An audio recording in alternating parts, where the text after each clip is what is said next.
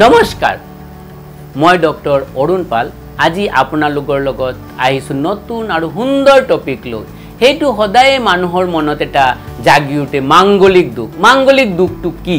আৰু কিৰ কাৰণে হয় সদায় এটো সমস্যা থাকেনে বা তাৰ কাৰণে গভীৰ হয়নে বা সেই দুখখিনি প্ৰবল হয়নে তো সেইখিনি লৈ মই আজি আপোনালোকৰ লগত আলোচনা কৰিম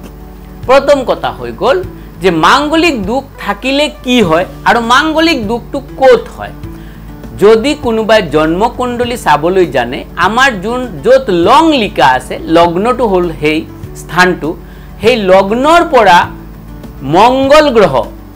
মাঙ্গলিক মানে মঙ্গল গ্ৰহৰ দ্বাৰা সৃষ্টি হোৱা যুগ তে মঙ্গল গ্ৰহ যদি লগ্নত অৱস্থান কৰে চতুৰ্থত অৱস্থান কৰে সপ্তমত অৱস্থান কৰে অষ্টমত অৱস্থান কৰে বা দ্বাদশত অৱস্থান কৰে সেই সময়তে আমাৰ কুণ্ডলিত মাঙ্গলিক দুখ বুলি আখ্যা দিয়া হয় আগতেও কৈছিল আমাৰ চন্দ্ৰ ৰাশিৰ পৰা তে এতিয়া মই কি কলো লগ্নৰ পৰা তো এতিয়া আহিছো লগ্নৰ পৰা কিন্তু আগতে চাইছিল চন্দ্ৰ ৰাশিৰ পৰা হেতু কোৱা হয় চন্দ্ৰ মাঙ্গলিক যদিও হেইখিনি আজিৰ দিনত ইমান এটা ফলপ্ৰসূ নহয় তথাপিও মই কৈছো চন্দ্ৰৰ পৰাও যদি মঙ্গল গ্ৰহ চন্দ্ৰৰ লগত থাকে বা চন্দ্ৰ ৰাশি চন্দ্ৰ জিগৰত অৱস্থান কৰে তাৰ পৰা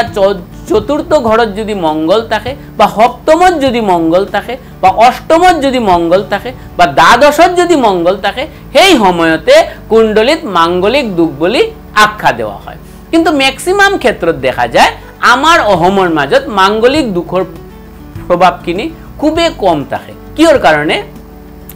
সদায় দেখা যায় কেঁচুৱা জন্ম হোৱাৰ পিছতে তেখেতৰ যেতিয়া তুলনি বিয়া হয় সেই সময়তে মাঙ্গলিক দুখৰ এটা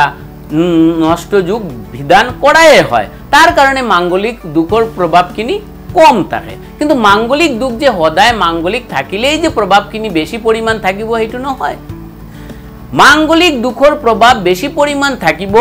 যদি মঙ্গল গ্ৰহ পাপক গ্ৰহৰ দ্বাৰা পীড়িত হয় পাপক গ্ৰহৰ দ্বাৰা পীড়িত হলে এটো ডাবল মাঙ্গলিক কয় এতিয়া যদি থাকে মঙ্গল গ্ৰহ 6 8 12 দ্বাৰা যদি পীড়িত হয় এটো ত্ৰিবুল মাঙ্গলিক কয় কিন্তু এতিয়া আপোনাৰ চাব লাগা আপুনি কোনবা এজন ভাল এস্ট্ৰোলজাৰক দেখালে গম পাব যে হেই মাঙ্গলিক দুখখিনি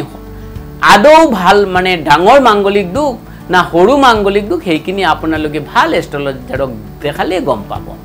মই কবলৈ বিচাৰিছো মাঙ্গলিক দুখৰ নাশ মাঙ্গলিক পূজা কৰিলেও কাটে যোনটো আমাৰ বৈদিক প্ৰথামতে মাঙ্গলিক পূজা হয় সেই বৈদিক প্ৰথামতে মাঙ্গলিক দুখৰ পূজা কৰিলেও সেই মাঙ্গলিক দুখৰ নাশ হয়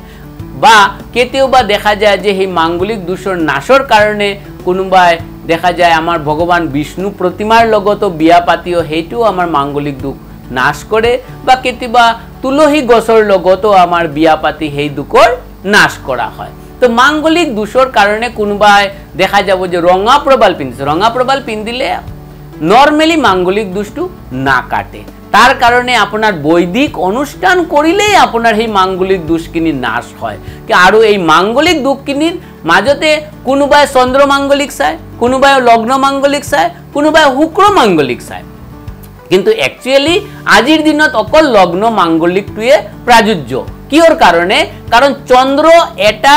গৃহৰ মাজত থাকে 54 আৱাৰ্স তো ইমান সময় তো সবৰে মাঙ্গলিক হ'ব কিন্তু লগ্ন এটা থাকে অনলি 1.5 আৱাৰ্স বা 2 আৱাৰ্স তাৰ কাৰণে আজিৰ দিনত লগ্ন মাঙ্গলিকটোৱে ম্যাক্সিমাম মানুহে চাই থাকে বা হিয়াৰে ৰিজাল্ট ম্যাক্সিমাম ফলপ্ৰসূ হয় কিন্তু অহমৰ মাজত হেকিনিও ফলপ্ৰসূ নহব পাৰে কাৰণ ম্যাক্সিমামৰে তুলনি বিয়া হয় তুলনি বিয়াৰ ফলতে মাঙ্গলিক দুখৰ নাশ হয় ফলতে সেই দুখখিনি বিশেষকৈ দেখা না যায় তো ইয়াৰ কাৰণে ভয় খাব লাগা একো বস্তু নাই মাঙ্গলিক থাকিলে আপোনালোকে যদি মাঙ্গলিক আছে মাঙ্গলিক দুখটো প্ৰবল নহব পাৰে ভাল এস্ট্ৰোলজাৰৰ লগত আপোনালোকে পৰামৰ্শ লৈ তাৰ বৈদিক অনুষ্ঠান কৰিলে ভাল ফল পোৱাৰ সম্ভাৱনা থাকিব ধন্যবাদ।